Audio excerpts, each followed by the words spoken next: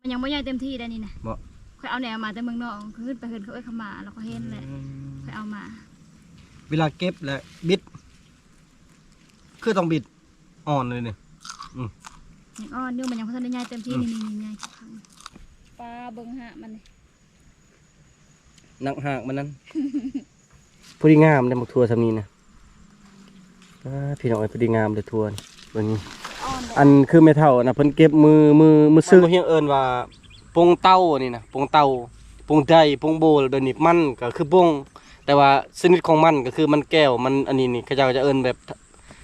มันก็ต่างกันนะคือเป็น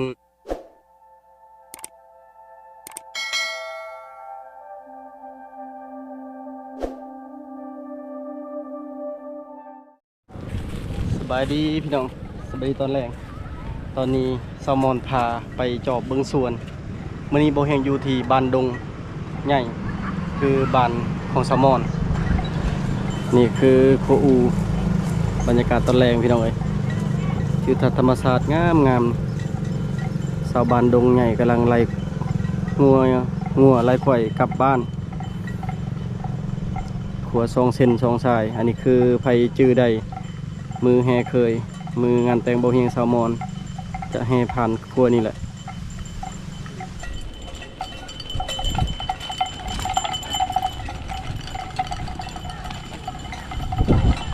มาแต่เลี้ยงงัวมาแต่เลี้ยงงัวปาดลมแท้ไกลบ่จักโลฮอดลักหนึ่งบ่บ่แต่ว่าที่รถจักรค่อยครับ10 นาทีโอ้เจ้า10 นาทีค่อยประมาณนาทีเดียวไปจักนี่มื้อนี้พาสาวบ้านดงใหญ่ขี่เรือเลาะลมลองได้เนาะนี่แหละค่ะว่าเจ้าพังนะว่าอันนั้นมันยังอันนั้นมู่แหละเดี๋ยวไปยังคือค่อยหานะพามู่มาหาผู้บ่าวผู้บ่าวมาทายอยู่นี่ค่อยแหละว่ามีผู้บ่าวอยู่นี่หานะมู่กับผู้บ่าวแหละยืนกอดกันอยู่ฮะบันเตอร์ผู้มีผู้บ่าวหลักลี่อยู่ฮะตายนั่นเนาะสบายดีแซลมอนสบายดีเดินสบายดีนั่นเนาะตายแล้วแต่กับบาปคนเนาะยังบ่เห็นดักแด่เนาะบางบอลออกเลยได้เห็นแม่เห็นมันออกเลยได้ดักแด่ขี้เล็กเซนี่เป็นเซโปนพี่น้องเซโปนซึ่งไหลจากประเทศเวียดนามไหลสู่เข้าเมืองเซโปนอันนี้คือขัวทางทรงเซนทรงสายทางใต้จะเป็นครัวสมัยสงครามก็คือครัวสมัยท่านโฮจิมินห์เนาะแม่นบ่สร้างเสร็จในปี2575โอ้อันนั้นเหือนี่ปาดน้อยๆแท้มาจมดอกไอ้เอ้ยเหือไผ่นี่เหือเฮานำบ่เข้าบ่เข้าคือบ่มีเนื้อสะซะบัดนี้เฮ็ดอะไรเจ้าเป็นคนพายเด้อคนพายเฮอบ่เป็นบอกว่ามาเซค่อยแต่ค่อยพายวะเอาแล้วไปพุ่นคนยังขับเรือให้เจ้าบ่อันเซ่นี่บ่มีปลาขยองบ่อันใส่เบ็ดใส่หม้อนี่ใส่ได้บ่ได้ปลาขาเซาโคนี่ลองเลยเป็นบางเซงอนไปเซ่บ่ได้ปลาก็มีบ่ปลานี่ได้ให้ได้เขาเซอยู่ได้กับบ่ลายคือเซอยู่พุ่นเป็นเซน้อยเนาะเซน้อยแต่ละปีเนี่ยน้ำแห้งบ่น้ำบกน้ำแห้งบ่แห้งซ้ำนี่แล้วดีกันหน่อยนึงบัดนี่แหละเขาอันนั้นปีใหม่นี่เขาจะเอาวงเขาลงตั้งท่านี่แหละอันนั้นก็เลยว่าเอาตู้เอาโต๊ะเอาตั้งลงนั่งเต็มเศษแต่ละปีได้แม่นบัดนี้น้ำนั่นเสือเคยพาผู้สาวมาบัดน้ำขึ้นนี่สาขึ้นไปฮอดไซฮอดบ้านเฮาแล้วพอน้ำขึ้นเลยขึ้นฮอดบ้านขั้วนี่เคยท่วมบ่ขั้วนี่อย่างน้อยนึงพอแต่นั้นปี2019ช่วงแห้งๆนะอย่างน้อยนึงแม่ครัวบ่กล้ามาเลยในครัวนั่นนั่นโอ้เกิดกับมือนาฬิกายังบ่ง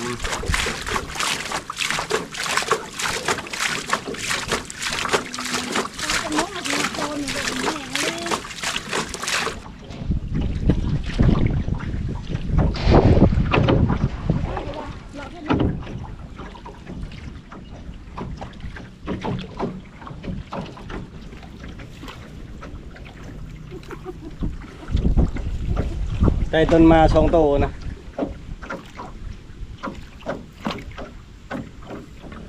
ไปย้อนอดีตพี่น้องเอ้ยแบบนี้แหละตอนสมัยน้อยๆก็เฮืออยู่แถวบ้านก็ขี่ไปนี่แหละตอนแรงนะหาอยู่หากินพายเฮือเล่นไปนี่แหละนี่หาปูหาปลาอืม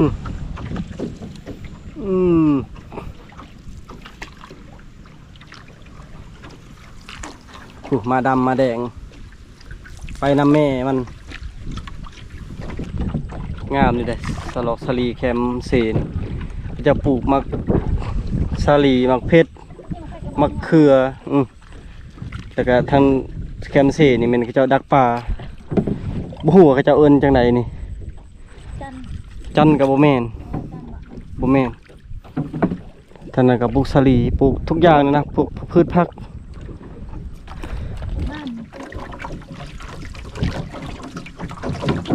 มามือละได้ในโซนเอานะโซนมันนี่ ส่วนหยัง ตะกี้เป็นต้นกล้วยนะที่แต่จะมีเธอข้าวน้อยนะ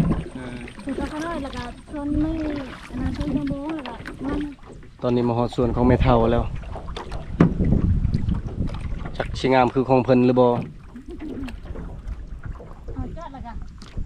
พูนจอดทางหน้าพุ่นแหละ จอดเลยนี่จอด โอ้นกย่างก็มีนกย่างนกเขาก็มี เอาไม่เอาบักเอานี่ตัก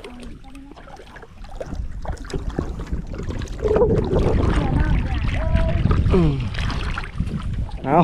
หอดแล้ว คนมานะ บอกกูฮู้ นี่เขาฝากมาขายในมือนะ เออเออคันปักไปนี่แสดงว่ามีคนมา เอาเขาผู้เออ ยังมือเพราะว่าแม่ไม่ได้มาแต่เฮิงนะชลอยมีตะกี้รถจักรมาจอดอยู่ตรงจักร เออบแต่ละปีนี่มีคนรักอยู่บ่ปุกนั้นปุกนี้นะ รักคือกัน ฮู้ว่าผู้ใดรัก โบฮูดอ เออคันฮู้กับเขาบ่รักเนาะ บ่เป็นหยังรักกินราคาจะให้ดอ เออใจดีเลยเจ้าเนาะ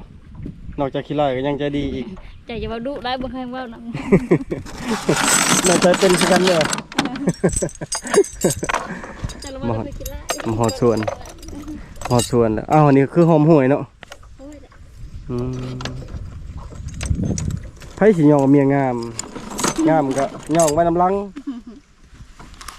จริงกับขี้ลายอลีกับบ่ขี้ลายอันบ่ เขาเข้าใจ อันฟังเขาสิเว้านี่ตอนนี้เปลี่ยนทันบ่ตอนนี้ เปลี่ยนเพิ่น อ้าวเสมอขี้ลายนี่ยังเปลี่ยนทันบ่ตอนนี้ โอ้บ่ทันแล้ว อู้ตายแล้วก็เดี๋ยวยังทันอยู่ โอ้มีมักถั่วพร้อมนี่ บอกเฮ็ดโอ้บ่โทรไลน์ อ๋อมักถั่วนี่เอาห้อยยังนี่เฮ้ย ฮะ ห้อยยังนี่คือมีห้อยนี่ตามนี้ รู้บ่ อันนี้เป็นหอมห้วยเนาะปากห้วยเลยเนาะอยู่กลางสวนเลย กดไลน์แต่สมัยพอยังนุ่มนะ ปรากฏ น้ำ ดำมาก น้ำขึ้นมาเขาบ่น้ อืม ำขึ้นนะปลาขึ้นห้วยนะ เออ พอมาเฮ็ดเอานะได้เป็นป้าโอ้เด้ เป็นตัวนี้เลยฉันจะเอาเงินเนาะ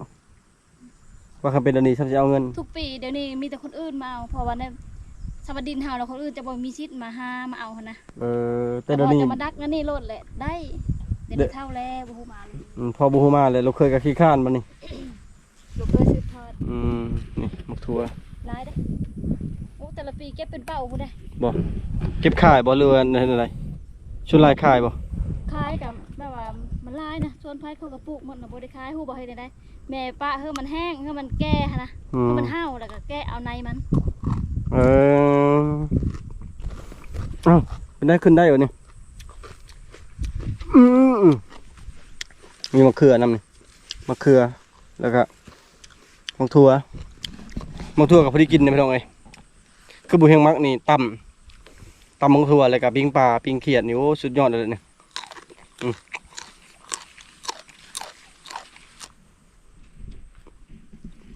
ข้าวโพดหรือว่าสาลีบ้านเฮาอันนี้ก็อีกบ่โดนก็ได้กินแล้วนี่ นี่ได้เอาลงมาแต่เฮ็ดเอ้ยนะบักกะลายนึง มันเผา มันเผา ตอนมือขึ้นไปกินงะนะ เฮาลงรีบบ่แม่ว่าเฮาลงมาบ่ ค่อยนี่เอาน้ำเอ้ยบ่ได้เอาน้ำเฮินเฮาอันเอ้ยบรรจชัน แม่นบ่ เพราะว่าเอ้ยเธอทงแหละห้อยย่างคาไว้เนาะ ทงและดำอันเนี้ยลงมาแล้วเต้ว่าป้าแต่ปีเลยนี่นะมันสิอ้ออยู่บ่ แล้วปุ๊เอาน้อยนึงวันนี้นะแล้วเห็นมันอ้อแล้ววันนี้นะสิเอามาปุ๊อีกแล้วหาบ่เห็น คือแบบกระเจ้ามีทงย่างเก่าแต่ว่าในมันในไหม อยากคาไว้ได้จะเป็นมอดแน่นี่ทัวนี่นี่แนวนี้เอาให้ไปทำหรอเอาบิดเอาอ่ะมันมีวิธีบอกนี่นะพ่นยังพ่นตกได้ถ้าพ่นตกแหละมันนี่เขาเอิ้นเลยว่ามันพุ่งนะมันยาวกว่านี่แล้วมันแทงลายต่อกันเลยนี่นะเป็นอันนั้นเลยเป็นแพทย์เลยบอกปุ๊บเธอหนึ่งนี่ได้เก็บมาจากเดือนจากเบิดจากเบอร์หอดเดือน4 เดือน 5พุ่นบ่อันนี้นะจนหอดพ่นตกนักมาเพชรก็คือกันจนน้ำท่วมพุ่นแหละเก็บตลอดเลยขนาดน้ำท่วมพอเดือน 9 เดือน 10พุ่นเลยมาเพชรนี่อันนี้คือกับผู้ไทยเอิญมันยังนี่เอ็นฮะเอ็นบ้านคอยเอิญว่าปุงโบลนี่ปุงโบลหรือว่าภาษาลาวเอิญมันเผาแต่ว่าพี่น้องของไทยเอิญมันแก้วอันนี้มันแก้วแม่นอันนี้มันแก้วได้พักกับคุณแม่นะนี่ต้นในน้องจะเริ่มเป็นดอกแล้วพี่น้องอันนี้เอิญเอ็นเนาะภาษาไทยบ้านดงใหญ่เอิญเอ็นแม่นบอกมันใจเอ็นเอิญเอ็นภาษาลาวมันเผาแล้วภาษาทางบ้านค่อยเอิญว่าปุงโบลนั่นบอกเอ้ยถ้าแปลเป็นภาษาลาวกับปุงแปลว่ามันโบลแปลว่าเมาหรือว่าเบื่อแปลว่ามันเบื่อมันเมาแบบนี้นะมันเบื่อก็กินแต่ละคือจังหวะอะไรพี่น้องแต่ละท้องถิ่นจะเอิญมาคือกันนะคือพี่น้องฝั่งไทยอีสานเคยคิดว่าต้องเอิญมันเผาคือกันเนาะเพราะว่าภาษาอีสานคล้ายๆภาษาลาวนี่แหละแต่ว่าไทยแท้ๆน่าจะเอิญมันน่าจะเอิญมันแก้วนี่แหละประมาณนี้อันนี้ก็บ่เหียงเคยถามแล้วแต่ว่าพอได้ฮู้ก็ลองคอมเมนต์อีกว่าแต่ละท้องถิ่นแต่ละพื้นที่จะเอิญแบบใดซาลีเด้ซะทางนี้เอิญยังไงซาลีคือกันแต่บ้านเขาเอิญว่าซาลีคือกันแต่ว่าไทยเอิญข้าวโพดบ่เป็นตัวเลิงๆน่ะบ่อันนี้แหละซาลีนั่นแหละนี่ข้าวโพดอันนี้คือข้าวโพดบ้านนี้ทั่วดิมักทั่วดิโทภาษาลาวเอิญว่ามักทั่วภาษาไทยเอิญมักโทและภาษาบ้านเขาเอิญว่าสตองก็คือเข้มแข็งสตรองเด้ นั่นแหละว่าเอิญมันคือกันบ้านนี้นี่ใช่นี่มะเพชรมะเตียวมาเตียวผู้ไทยแท้ๆเอิญน่ะเตียวหรือว่ามะเพชรมะเตียวแต่ภาษาลาวแท้ๆก็เอิญว่ามักเพชรแต่พี่น้องของไทยก็เอิญว่าพริกอันนี้นะบ้านเขาเอิญว่าปลาไหลเตียวหรือว่าเตียวนี่ปลาไหลเตียวอันนี้เด้อจ้ะในข้อที่ถามเบิ้งอะไรที่มีให้ถามเลยนี่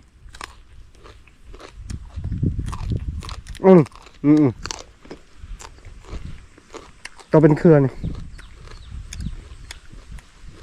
นี่นี่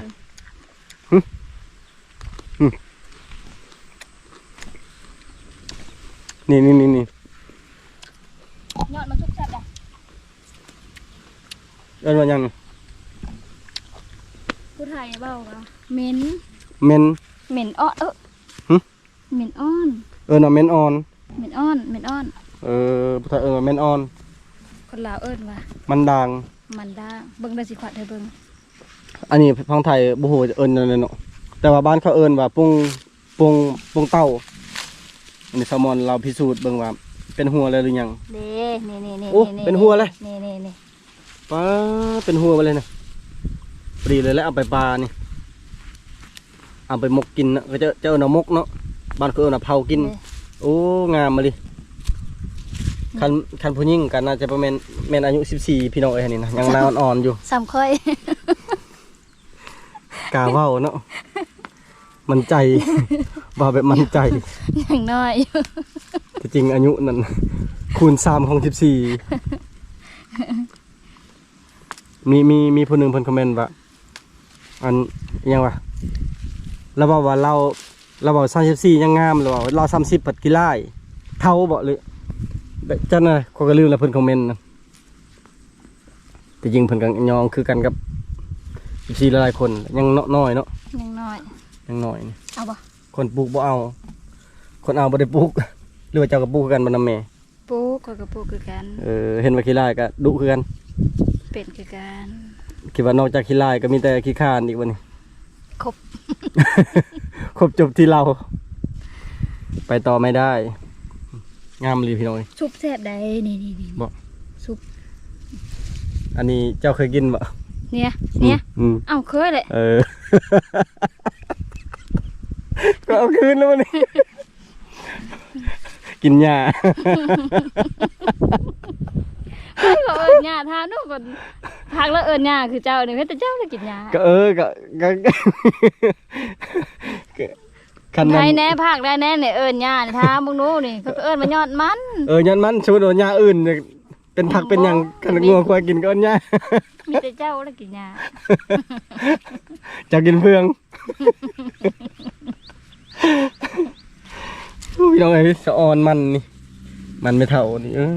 งามๆนี่ปัดยาวอะไรนี่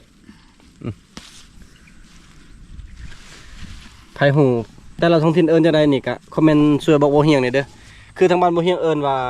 ปงเต้านี่นะปงเต้าปงใจปงโบลเดินนี่มันก็คือปงแต่ว่าชนิดของมันก็คือมันแก้วมันอันนี้นี่เขาจะเอิญแบบมันก็ต่างกันนะคือเป็นมันเผากับมันเผาปงโบลปงเต้านี่แปลว่ามันด่างแล้วก็ปงใจแปลว่ามันสับพลังเรือเป็นมันต้นนะจะบอกอันนี้เป็นแล้วบ่นี่เป็นแล้วผ่อนบ้างไหมบ่ยานะมันยังบ่ใหญ่เป็นได้ยังน้อยสักค่อยส่วนเฮากล้องไปฮอดไซนี่กล้าบ่กล้าสิพาไปเก็บฮอดไหนพุ่นเลยฮอดไหนพวกนกอันนี้เขาจะเอิ้นผักยังนี่ผักคมน้ำผักคมบ่คนลาวเอิ้นนั่นเหรอผักคมบ่ผักอีหมผักคมอันนี้บ่มั่นใจเด้อแต่ว่าเป็นน้ำผักคมอันนี้เขาจะเอิ้นผักเนาะผักข้าเจ้ากินแหละย่าอันนี้ด้วยสักผักกระเดาบ่อันนี้นี่เอิญผักยังนี่ผักขี้ปลาผักขี้ส้มดังคมมันเองเดี๋ยวนั้นได้แสดงว่าเจ้าได้กัดกินนี่เนาะนี่มดเลยนี่เอ้านี่บักอะไรตัดองหักแล้วเนาะบักลายอันนั้นก็แม่นบ่ตัวนี้นี่ตัวนั้นส้มตัวนี้แซ่บนั่นคนเคยกินผักได้คนละซีได้แบบนี้งามมาเล่นอันนี้แหละเขาถามมันนั่นว่าเจ้ามาบ่จะไปบ่บ้านไม่เท่าเจ้านะคนในบ้านฮู้บ่อันมือแม่เอามันนั่นเอาไปให้แม่อยู่เฮือนกินอยู่บ้านกินนั่นเราบ่ได้กินเราไปแบ่งให้เขาทั่วบ้านเลยนะแล้วบัดนี้คนละคนเขากินนั่นน่ะคนละเล็กละน้อยแล้วมาทำคอยทีหลังบัดนี้เจ้าลงไปบ่เขาลงเอาให้ในเด้อว่ะบ่ได้ก็ถามหาแชร์อยู่ว่าเอากว่าอ้ายเอ้ยบักหลายนึงแต่เอาทงนึงไปเอาทงกันเสื้อพักไปตัวที่เจอก็จะเสื้อมาโทรเอาไปโดยเอ้ยประมอนทงอันนี้บ่นี่นะว่าจะขึ้นก็ขึ้นจะลง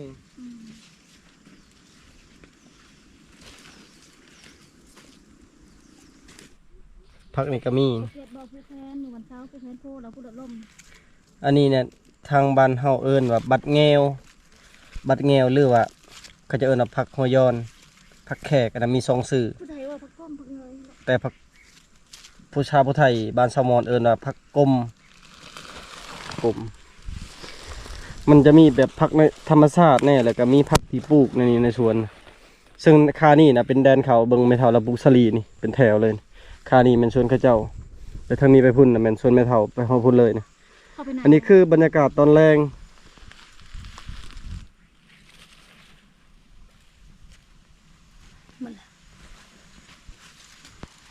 อันนี้แหละผู้แม่ว่าขันหูนั่นแหละตอนว่าบุกต้มนะตอนแม่ว่าขันหูอยู่พุ่นเฮ็ดไห้นะขันหูอยู่พุ่นเฮ็ดไห้แม่จะเอากาโทนี่เขาขึ้นปุ๊มันใหญ่คักอะไรนี่ ตุยเลยเนาะตุยอยู่แบบใหญ่ โว้ย มันยังไม่ใหญ่เต็มที่ได้นี่นะ บ่ ค่อยเอาแนวมาแต่เมืองนอกขึ้นไปเห็นเขาเข้ามาแล้วก็เห็นแหละค่อยเอามา เวลาเก็บและบิดคือต้องบิด เอาบางเธอเขาฮักเนาะฮักบางเธอผิดพลาดมาฮักซะอันนี้นี่นี่มันยังจะเป็นดอกอีนี่ โอ้ แต่ว่าสุดท้ายคนรักเขาจะมาเฮ็ดให้เอา แสดงว่าคอยรัก เจ้ารักต้องกิน อ่อนเลยเนี่ย ยังอ่อนอยู่มันยังพัฒนาใหญ่เต็มที่นี่ใหญ่ อื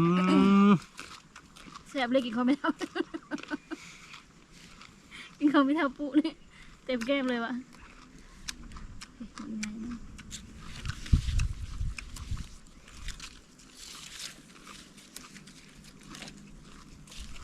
บ่ถ้านั่นละมันยันอันนี้หักเลยกำลังจะเป็นดอกอีกเลย อันนี้มันหักก็อันนั้นที่ซื้อได้ในท่าพ้นตกเนี่ยมันลามนี่ป้าดอกมาคูงานี่เลย บ่ ซ้ำจิเก็บมาเก็บมาเลยจน ช่วยยังนี่ อันนี้นะโถขะแย ทางอื่นว่าอะไรสตองอาเต้ เอาคือบ่นั้น สตองอาเต้สตองอาเจแม่นบ่แม่นบ่จื้อสตองอาเจบ้านทางอื่น มันมะน้อยๆเป็นโพดดกๆนะนี่เป็นแนวนี้นะแนวนี้นะ แม่นมากมันน่ะตุ้ยเต็มเลยมันบ่รีบบ่หยังบ่อยู่บ้านนี่ส่วนหลายแบบอันคือแต่สมัยน้อยนะยามเวลาว่างเลยตอนแรงเลยจะเฮ็ดหยังยามแรงเฮ็ดแรงแบบนี้นะจะเฮ็ดหยัง เปิด ไปลินชัย ลิน้ำเจ นั่นสินี่บ่มีน้ำอาบอยู่เฮือนบ่ตอนน้อยๆนะ มีธรรมดา เออ แต่ว่าน้ำเจลุยน้ำเจ แซ่ๆแล้วผู้บ่าวผู้สาวเนาะ โอ้บาเปิดอยู่แล้ว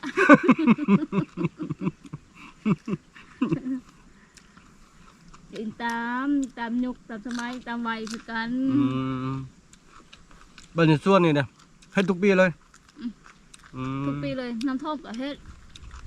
บางปีเนาะปลูกประเภทนี่นะปลูกแล้วอย่างพอเราติดทำน้ำท่วมแล้ว นำลงมาปลูกไหมบางเถอบางเถอกับโบมีก้าแล้วของหาปลูกเมื่อไรเด้อแล้วก็ซื้อแล้วบัดนี้ซื้อมาบางปีมันแรงเนาะจังน้อยนี่มันแรงแล้วก็แดดแห้งพ้นอย่างโบตกนี่แหละมะเพ็ดแล้วมันกูดมันย่อลงบางปีไม่ได้เก็บเลยแม่ปลูกจนคือปีนี้เป็นพันแม่ปลูกปีนี้นะ ในส่วนนี้โอ้เป็นพันเบียร์ แม่ปีนั้นปลูก600ค่อยกับมาปลูกนะแม่ปีนั้นไม่ได้กินเลยเพราะเป็นของค่อยปลูกบ่ อันคือปลูกนี่มีเป็นอะไรที่ว่าได้ขายแบบได้มีผลแบบว่าเขาจะมีรายได้อะนะ หมกเพชร ได้จนได้ขายนี่เลิกกินจนได้ขายเคยป่ะ เคย ป่ะ ได้ขายหลายปีนั้นขายให้พวกอันนั้นอยู่กระตูบเลยเข้ามาเอา เวียดแล้วทางเวียด พวกเราเทิงเวียดได้เบอร์เข้าเลยเขาจะเห็ดอันนั้นเป็นธงละ10,000ธงหนึ่งตอนนั้นน่ะบ่ฮู้ว่าโลเท่าเลยเนาะแต่ว่าเขาเห็ดธง10,000มันประมาณ จะขีด 6 ขีด 6 ขีด 6 ขีด 10,000 พอ20,000นี่ก็โลซองแล้ว เขาก็เห็ดตามสำหรับเฮาบ่ฮู้ด้วยว่าราคาตลาดมันเท่าไรหั่นนะมีแต่ค่อยที่เขาก็ให้ใช้ถ้วยประมาณ3นี้แหละ10,000สินะแล้วก็ใช้ทงแล้วก็เขาก็เอาซ้ำนั้นแล้วก็เป็นเป่าได้เขามาเอาบัดนี้มาซื้อน้ำข้าวคืน ถือเขาขึ้นเดี๋ยวนี้ 2-3 หมาก 10,000 กำไร อะไรเนาะคือจะขายตอนนั้นรูปดอกว่ะเก็บมันมือได้บ่2-3แสนปีนี้คิดว่าสิได้ขายบ่นี่นะ คิดว่าได้บ่ประเภทนี้ได้ขายดีขนาดเลย ก็ซื้อทานน่ะมันกูดมันยังนี่นะ กูดบ่จะน้อยนี่ฝนตกนี่น่ะมันเยืดขึ้นนี่มันเยืดขึ้นแล้วก็แตกงาออกมาเมื่อนี่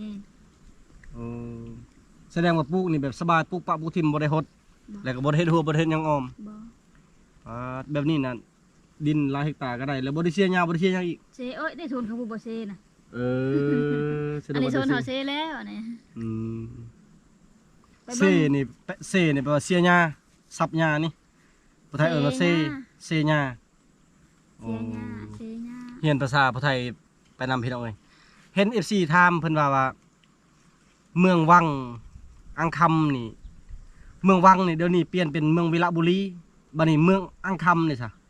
ก็ส่วนเราเห็นแต่เขาเอิ้นว่าเมืองวังอังคำ เมืองอังคำนี่อันเดียวกันคือวังอังคำกลายเป็นเมืองวิระบุรีปัจจุบันแต่ก่อนเนี่ยเมืองวังอังคำคิดว่าเมืองวังอังคำก็ขึ้นกับวิระบุรีนั่นแหละแล้วเพิ่นคิดว่า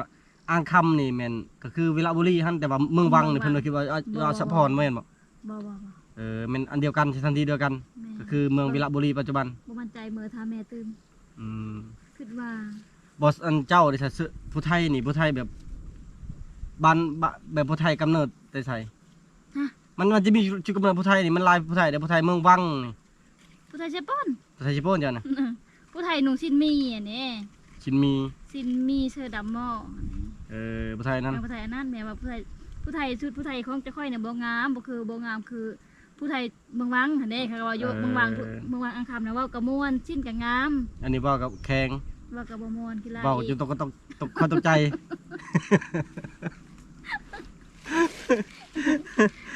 บ่ได้แล้วผู้ไทยนี่ต้องปรับปรุงแล้วพี่น้องเอ้ยเว้าประเทศใดตกใจเท่านั้น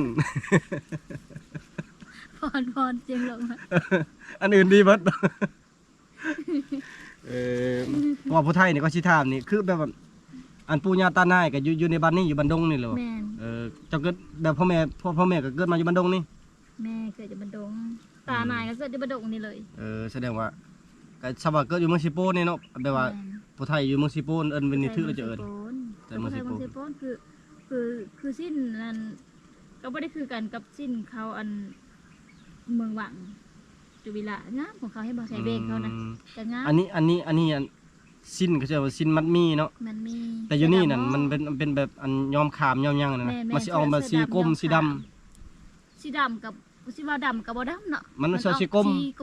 ขามแม่นเคยเห็นอยู่นายย่อมสมัยตะกี้นะแต่คนยังน้อยดำมันมือนายนะที่เอา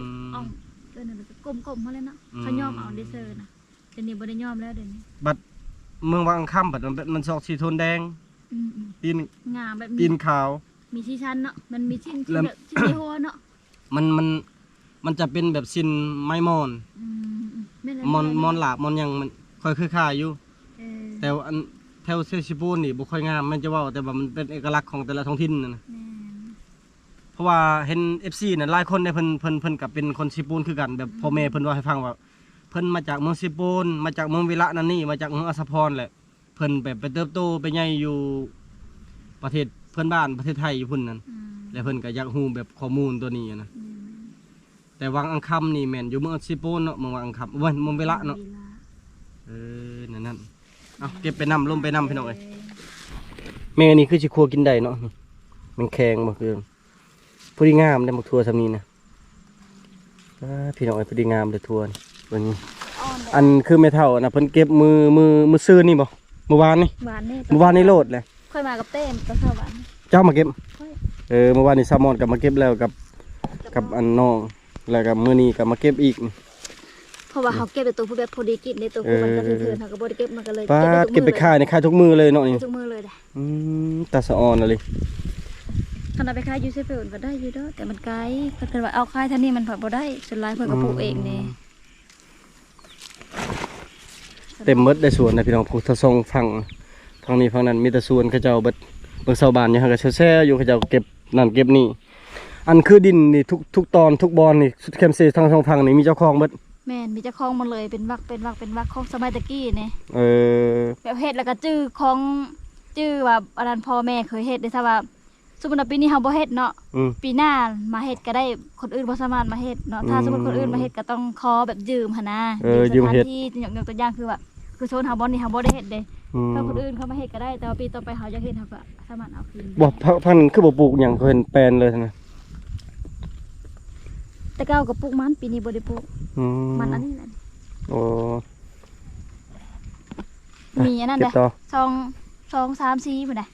เอาตัวเฮาขวัญเมื่อกี้นี่หั่นแดงอันนั้นเปลือกแดงทางในมันนั่นสีขาวแม่นแต่บางอันนั้นเปลือกอันนั้นสีออกแดงๆอิดเนาะแต่ทางในเนี่ยเป็นสีเหลืองก็มีแล้วก็เป็นสีอิดทางในก็มีแล้วก็เป็นบางอันก็เป็นกาบสีขาวทางในเป็นสีเหลืองก็มีนี่นะหลายแม่เขาจะกินเพิงเดี๋ยวนี้นะแม่ผู้เพิงนะหมักเพชรนี่เริ่มเป็นดอกเลยป้าอยู่ในสวนในตะสะออนได้ยังกับงามเบิดได้พี่น้องนี่นะยกเว้นค่อยก่อนยกเว้นเจ้าตะกี้กับงามดีเท่าแล้วตะแรงหลักให้เลยตะแรงไปนอนน้องห้องนี่ตะแรงนี่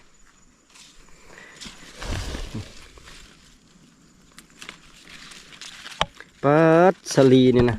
ขึ้นมาต่ำๆแท่นี่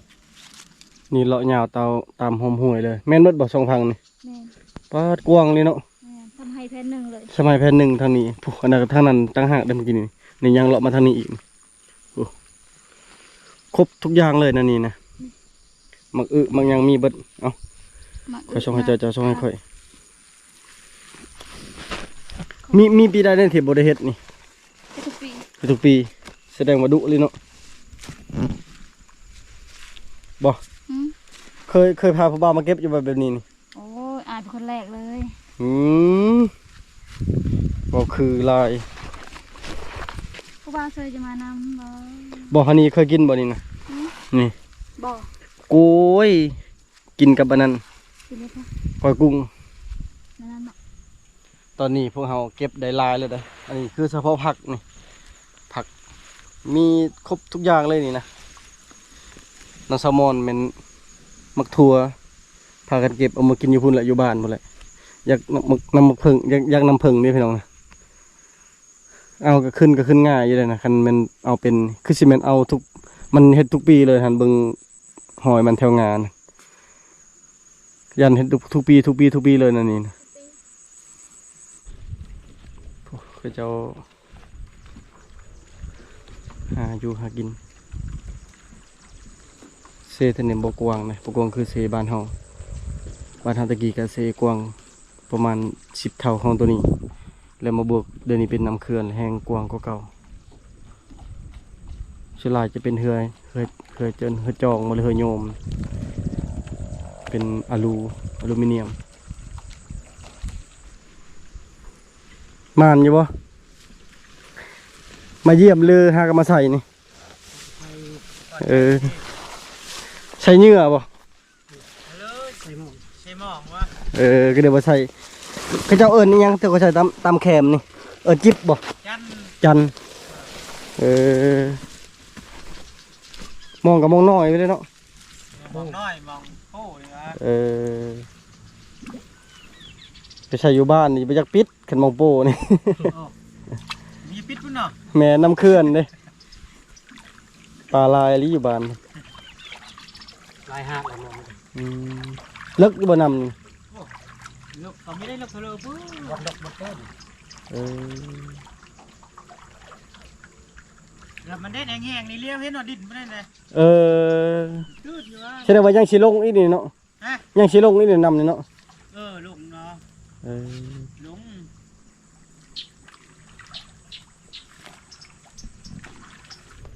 อันนี้คือตามวิถีชีวิตของชาวบ้านดงก็คือเพิ่นหาอยู่หากินตามสายนำเซโปนหาใส่เบ็ดใส่มองผู้ลุงแซลมอนบ่นั่นบ่สมมุติลุงมาหากินนี่เพิ่นสิใช้เรือไผบ่นี่บ่อันนี้เขาจะบางอย่างนี่เฮ้ยแข้งคมบ่บ่แม่น กินได้บ่บ่มามันกินบ่ได้เงาะมันกินได้โลกกินผักบ่คันกินแล้วเอิ้นพักคันคอยกินเอิ้นหญ้าเรียกกำลังเก็บมาให้เจ้ากินมัน ไปใช้มองบ่ใช้เท่าไรเอาเพื่อไพ่มานะลุงเพื่อเฮาที่ลุงเคยใช้นี่แม่นเฮาเอามาเอง ลุงเอาเพื่อกระเจ้าอีกพอลุงมาใส่ตลอดอันนี้คือลุงของสมอนเช็ดตัดตีนตัดขาเพื่อนแล้วเหรอ มาเอาเหือมายุดเหือไว้ป้าผักบัวผักบัวใหญ่อะไรนี่หากระเห็นผักบัวคือเขาซื้อมาตอนเฮ็ดน้ำข้าวปุ้นซื้อมาตอนเกี่ยมงานดองอะไรแล้วมันเอาอย่างไรแซลมอนมาปลูกไว้ปักไว้บริโภคเลยงามเลยเป็นหัวเลยต่อไปเนาะจะคือปลูกผักบัวแบงนี่จะได้คายหัวมันนะแม่ผู้แม่บอกเขาซื้อเนี่ยเขาบริซื้อแม่เลยแต่ละปีได้ขายเนาะแม่คือปลูกแถวๆมันนำนี่เนาะนำหากระลงแม่ตอนมาตอนนั้นตอนมาปลูกมะเพร้าวทำอีกคาเน่ได้นำเพียงนี่ให้มาปลูกเขาปลูกเพียงก็มาแคมสุดเลยนะปลูกเขาจะใส่มองเหือ3 ลำ อยู่ในบ้านนี่บ่มีเฮือจักพอเป็นเซน้อย แม่นเสียหน่อย แต่ว่าน้ำแห้งนี่เนาะตามติดวิถีชีวิตชาวมอญมื้อหนึงพี่น้องเอ้ยตอนเช้าตื่นเช้าไปโรงเรียน มาแต่โรงเรียนเปลี่ยนเครื่องขุดยางโบงตอนแรงโรงเรียนพามาชวนอีกกลับมาเฮือนเฮ็ดอยู่ข้าวกินจะมีเวลาพักอยู่บ่บ่คืออะไรลองเท้าไว้นะ นี่ก็บ่แพงก็เท่าแล้วเขาก็บ่ได้ว่าเท่านะมีแต่เจ้าแล้วว่าเขาเท่า เท่ากับแก่บ่คือกันนะ แต่ดาวค่อยบ่แก้บ่ะ เท่าชื่อแต่บ่ทันแก่ มันนี่ นักหากมันนั้น บ่ได้ถืออันนั้นเนาะถือมีดมาปาดเอาเนาะ คนเฮาก็จะเป็นละยากอะไรได้ไปเฮียนกินนั่นกินนี่เกิดมาบ่กินหยังเลยก็แล้วกินแต่ข้าวกินผักกินแต่ผักบ่ต้องกินแจ่วกินหยังเฮ็ดคืองัวคือควายเนาะเห็นบ่บ่เห็นมันกินแบบมีแจ่ว เอ๊ะเจ้าก็ เห็นได้พ่อแม่พากินอันนี้ ก็เลยจำใจกิน เก็บแล้ววันนี้เก็บเดินทางกลับบ้านมันเพื่อฮอดบ้านพอดีมืดได้หลายอย่างเลยเนาะอันนี้คือชุนไม่เท่าบ่เฮียงก็อยากมาหลายเทื่อเลยได้ส่วนนี้นะอยากมาแบบช่วงเช้าช่วงแรกมันบ่ค่อยแดดแต่สาวมอนบ่พามาหากันเทื่อเดียวแล้วจนคอจังได้มานี่อยากมาเบิ่งมูลมังไม่เท่านะพี่น้องเอ้ย อันนี้ก็ ไปค่ะ คือเป็นอีพีที่1แหละที่พามาสวนเนี่ยเพราะได้อยากเบิ่งเพราะได้อยากเบิ่งเพราะได้อยากเห็นแบบนี้อีกก็คอมเมนต์มาเด้อบัดมาเก็บเกี่ยวมื้อหน้านี่สิมาถ่ายให้เบิ่งอีกคันได้มีโอกาสได้ลงมา แต่บ่เฮียงก็มาดุแหล้วเพราะว่าคือแซลมอนเราสอนอยู่พี่นะต้องบางเทื่อก็มาฮับมาส่งลาวบางเทื่อก็เราขึ้นเองแล้วแต่ ให้พร้อมนะ คือแซลมอนก็เป็นคนแบบชาวไร่ชาวนาคือกัน คนบ้านนอกบ้านนาคือกันแบบว่าวิถีชีวิตทุกอย่างมันก็ใกล้เคียงกันนะแต่ต่างแต่ภาษาเว้ามอนเป็นเผ่าผู้ไทยเว้าภาษาผู้ไทยส่วนโรเฮียงเป็นคนลาวเทิงหรือเป็นคนพะมังกรจะว่าเป็นภาษามังกรเป็นภาษาลาวเทิงมันก็เลยอันความแตกต่างตัวนี้แต่ที่จริงมันก็วิถีชีวิตหาอยู่หากินทุกอย่างการใช้ชีวิตก็บ่รู้บ่ลามันก็จังอยู่นำกันได้นะคันว่าผู้หนึงอยู่ในเมืองก็อาจสิเข้ากับโบเฮียงบ่ได้หรือว่าอยู่นำโบเฮียงบ่ได้อันนี้คือแบบทุกอย่างมันก็คล้ายๆกันทุกอย่างก็มีการความแตกต่างเล็กน้อยแล้วก็ปรับเข้าหากันแบบนี้แหละ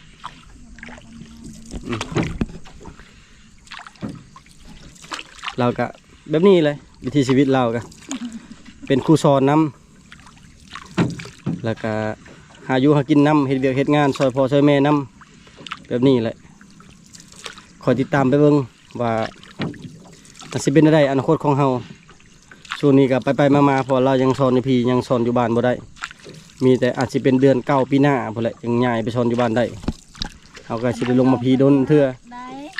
ยังได้ถึงเมืองนอกบ่ฮับไปแล้ว ส่วนนี้คือแบบหาเงินกะพอแต่ได้ใช้น้ำมันรถไปหากัน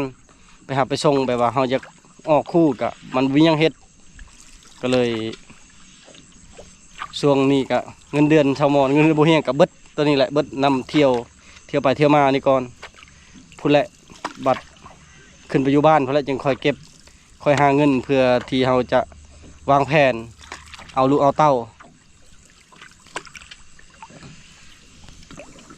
เอาพี่น้องกามืดคำเรียบร้อยแล้วได้สำหรับคลิปนี้ก็ขอจบไว้เพียงส่ำนี้ก่อน